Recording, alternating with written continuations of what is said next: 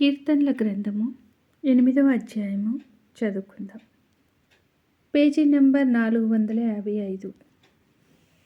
యెహోవా మా ప్రభువా, ఆకాశములలో నీ మహిమను కనపరచువాడా, భూమి అందంతటా నీ నామము ఎంత ప్రభావము గలది.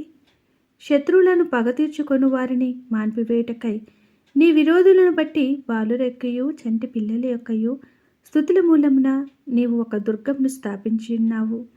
నీ చేతి పని అయిన నీ ఆకాశములను నీవు కలుగజేసిన చంద్ర నక్షత్రములను నేను చూడగా, నీవు మనుషుని జ్ఞాపకం చేసుకొనుటకు వాడేపాటివాడు, నీవు నరపుత్రుని దర్శించుటకు వాడేపాటివాడు.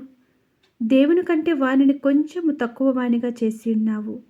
మహిమ ప్రభావములతో వానికి కిరీటము ధరింపచేసి ఉన్నావు. నీ చేతి పనుల మీద వానికి అధికారం ఇచ్చి ఉన్నావు.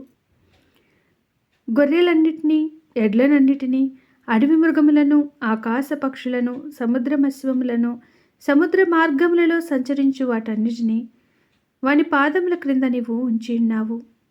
యెహోవా ప్రభువా, యెహోవా మా ప్రభువా, భూమి అందంతట నీ నామము ఎంత ప్రభావము గలది. దేవుడి చిన్ని వాక్యాన్ని దీవించునుగాక. ఆమెన్. మీకు నచ్చినట్లయితే ప్లీజ్ లైక్ చేయండి, షేర్ చేయండి, సబ్స్క్రైబ్ చేసుకోవడం మర్చిపోవద్దు. మీకేమన్నా బైబిల్లో చదివి వినిపించాలనుకుంటే కామెంట్స్ రూపంలో తెలియజేయగలరు. Praise the lord.